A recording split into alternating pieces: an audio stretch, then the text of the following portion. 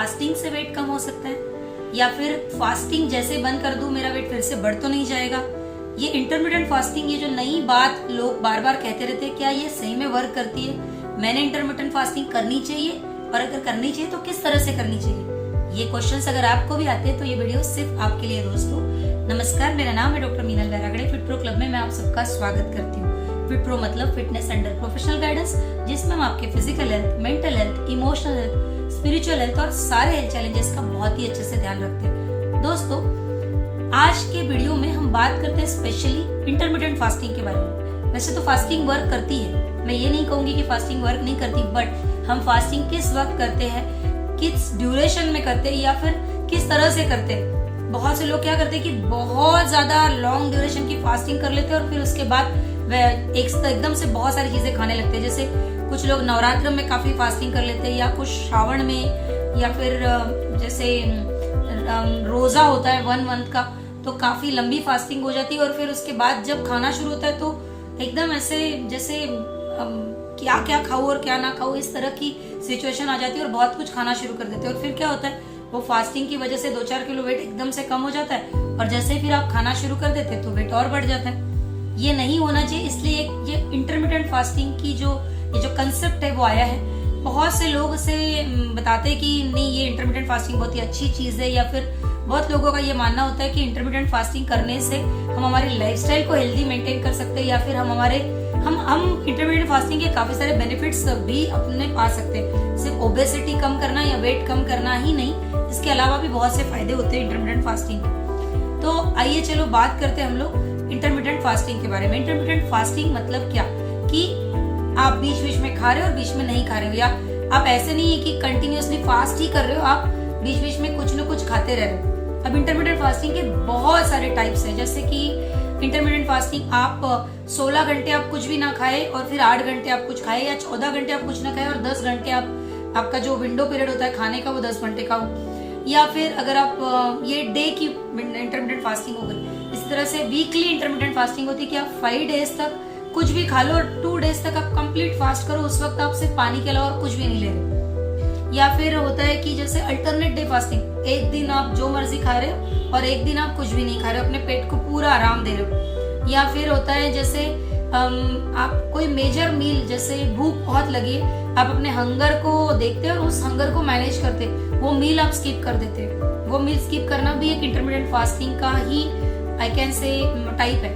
Intermittent fasting का एक बहुत फेमस टाइप ये भी है कि आप पूरे 24 आवर में सिर्फ 1 घंटा या 1 मील आप खाते हो और उसके बाद बाकी फुल 23 आवर्स या फिर बाकी फुल डे आप सिर्फ पानी के अलावा और कुछ नहीं लेते। तो इस तरह से इंटरमिटेंट फास्टिंग के काफी सारे टाइप्स है जो देखने में आते हैं, और जिसे जिस तरह से भी मैनेज होता है या जिस तरह से जो कर सकते हैं वो करते हैं। अगर आप कहेंगे या मुझसे पूछेंगे कि कौन सी इंटरमिटेंट फास्टिंग बहुत ज्यादा यूजफुल है, बहुत ज्यादा वर्क करती है या बहुत ज्यादा हमारे लिए फायदेमंद है, तो मैं जनरली एक ईटिंग विंडो वाली इंटरमिटेंट फास्टिंग के लिए जनरली प्रीफर करती हूँ। वैसे सारे फास्टिंग बहुत ही अच्छे से यूजफुल होते हैं और बहुत अच्छे से काम करते हैं। इंटरमिटेंट फास्टिंग करने से पहले मैं हमेशा कहती हूँ कि आपको ये पता होना चाहिए कि आप एग्जैक्टली आपकी बॉडी टाइप क्या है, या आपका मेटाबॉलिज्म किस तरह से काम करता है, या फिर आप ऐसा क्या है आपकी बॉडी का पैटर्न, या फूड का पैटर्न, या आपका हंगर का पैटर्न, या आपका मेटाबॉलिज्म का पैटर्न, जिसके हिसाब से ही आप इंटरमिटेंट फास्टिंग करें तो ज्यादा अच्छा रहता है। जैसे कि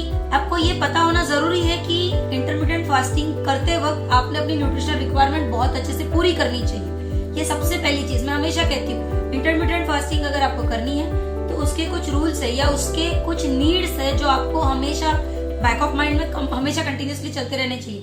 आप चाहे 16/8 का फास्टिंग करो या चाहे 5 दिन खाओ 2 दिन ना खाओ, लेकिन आपकी न्यूट्रिशनल नीड जो भी बॉडी की है वो पूरी होनी चाहिए। वो सबसे पहली चीज होती है। सेकंड इंपॉर्टेंट थिंग इज कि आपकी बॉडी अच्छे से हाइड्रेटेड रहनी चाहिए। ये बहुत इंपॉर्टेंट है। ऐसा नहीं होना चाहिए कि आपने फास्टिंग की और आप डिहाइड्रेशन से ही आपको तकलीफ होने लगे, या डिहाइड्रेशन से आपके बॉडी के जो अदर पार्ट्स है उन्हें डिस्टर्बेंस हो जाए या उन्हें कोई तकलीफ हो जाए। ऐसा कभी नहीं होना चाहिए। इसलिए आपके लिए बहुत जरूरी होता है कि आपकी जो इंटरमिटेंट फास्टिंग है उसमें आपने अपना हाइड्रेशन जो है वो बहुत अच्छे से मेंटेन करना चाहिए। तीसरी चीज, ये जो फास्टिंग आप करते हैं ये सडनली शुरू कर दी। जैसे मुझे फास्टिंग करनी है, मैंने एकदम से कल से शुरू कर दी 16 आवर्स की फास्टिंग, ऐसा नहीं होना चाहिए। आप धीरे धीरे अपने हैबिट में लाइए कि आपने जैसे पहले 8 आवर्स तो हम सो जाते हैं, लेकिन 8 आवर्स की फास्टिंग, 10 आवर्स की फास्टिंग, फिर 12 आवर्स, फिर 14 आवर्स, फिर आप 16 आवर्स तक जाइए, वो भी अगर आपकी बॉडी अलाउ करती है तो। ऐसे नहीं कि एकदम तुरंत से आपने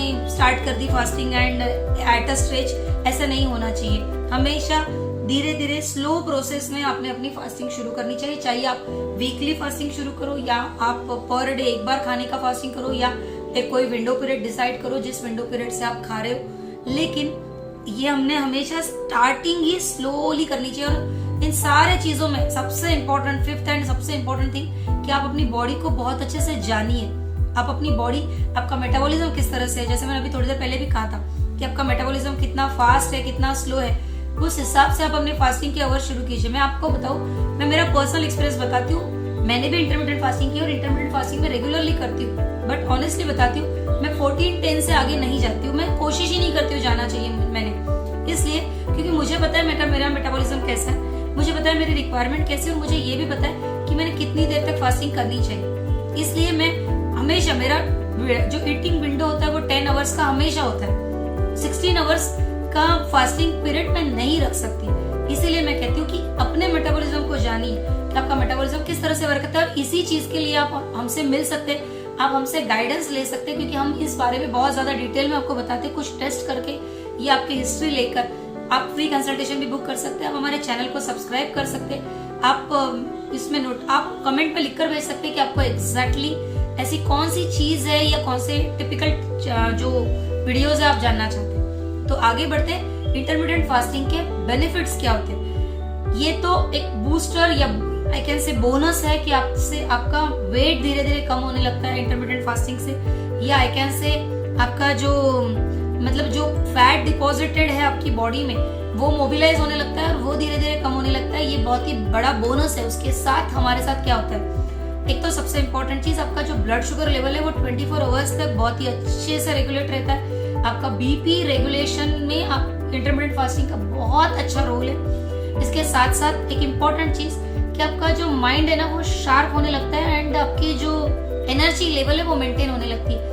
आपकी एनर्जी लेवल हमेशा पूरे 24 आवर्स तक हाई रहती है। मैं हमेशा कहती हूँ अगर आप इंटरमीडिएट फास्टिंग कर रहे हो और आप अपने बॉडी को अच्छे से नहीं जानते और आपको ऐसे लग रहा है कि उस फास्टिंग के दौरान आपको डर लग रहा है या उस फास्टिंग के दौरान आपका माइंड अच्छे से काम नहीं कर रहा है, तो मैं आपको सजेस्ट करूंगी कि आपने किसी कंसल्टेंट से कंसल्ट करना चाहिए कि कहीं कोई प्रॉब्लम तो नहीं, क्योंकि फास्टिंग हमेशा आपके माइंड को शार्प करती है। फास्टिंग हमेशा आपकी एनर्जी लेवल बढ़ाती है, या मतलब आपको हमेशा दिन भर ऐसा लगता रहता है कि आपने काम करना चाहिए आपके, क्योंकि क्या होता है ना, आपकी जो जीआई सिस्टम को जो ब्लड सप्लाई होता है उसका ड्यूरेशन कम हो जाता है और वो ब्लड आपकी बॉडी में अदर ऑर्गन्स भी यूज कर सकते हैं, तो उस वजह से ऑक्सीजनेशन इंप्रूव होता है, उस वजह से एनर्जी लेवल्स इंप्रूव होती है, तो आप दिन भर एक्टिव रहते हैं अगर आप इंटरमिटेंट फास्टिंग करते हैं। लेकिन आपने अपने बॉडी का मेटाबॉलिज्म जानना बहुत बहुत बहुत जरूरी होता है। And last and most important कि आपके बॉडी में गुड कोलेस्ट्रॉल या गुड लिपिड्स जो होते हैं वो बढ़ते हैं और बैड कोलेस्ट्रॉल या बैड लिपिड्स कम होने लगते हैं इंटरमिटेंट फास्टिंग से। तो ये एक ऐसा एडवांटेज है जो लॉन्ग टर्म में आपको बड़े बड़े जो डिसीजेस है जैसे कार्डियोवास्कुलर डिसीजेस या फिर सेरेब्रल या सेंट्रल नर्वस सिस्टम से रिलेटेड जो डिसीजेस है या फिर ऐसे कोई प्रॉब्लम जिसमें आपको पैरालिसिस हो जाए, हार्ट अटैक आ जाए, ये सारे चीजों से आपकी बॉडी प्रिवेंट कर सकती है। इसलिए इंटरमिटेंट फास्टिंग लॉन्ग टर्म में भी काफी ज्यादा हेल्पफुल होता है। तो ये इस वीडियो में हमने स्पेशली आपको बताया कि इंटरमिटेंट फास्टिंग के टाइप्स क्या होते हैं, उसके बेनिफिट्स क्या होते हैं और आपने एग्जैक्टली इंटरमिटेंट फास्टिंग करने के लिए किन किन चीजों का ध्यान रखना चाहिए और इससे आपको लॉन्ग टर्म में क्या बेनिफिट्स हो सकते हैं। और एक लॉन्ग टर्म का एक और बेनिफिट जो मैं आपको बताना चाहूंगी कि आपकी लाइफस्टाइल इस तरह से इंप्रूव होने लगती है कि धीरे धीरे आपको खुद को लगने लगता है कि नहीं, मेरा एजिंग कम हो गया है, मेरे बॉडी मतलब मेरे फेस पे ग्लो आने लगा है मुझे। और बस एक इम्पॉर्टेंट चीज कि न्यूट्रिशन मेंटेन करना बहुत जरूरी है। इसीलिए हम हमेशा कहते हैं कि फिट प्रो क्लब से जुड़िए ताकि आप जो भी करना चाहे, आप चाहे इंटरमीडिएट फास्टिंग करना चाहे, आप चाहे कोई स्पेसिफिक डाइट लेना चाहे, लेकिन वो आप अगर प्रोफेशनल गाइडेंस के अंडर लेते हैं तो वो आपके लिए बहुत बहुत बहुत ज्यादा बेनिफिशियल होता है। जुड़े रहिए हमसे, स्वस्थ रहिए, मस्त रहिए, मुस्कुराते रहिए और हेल्दी रहिए। Thank you so much.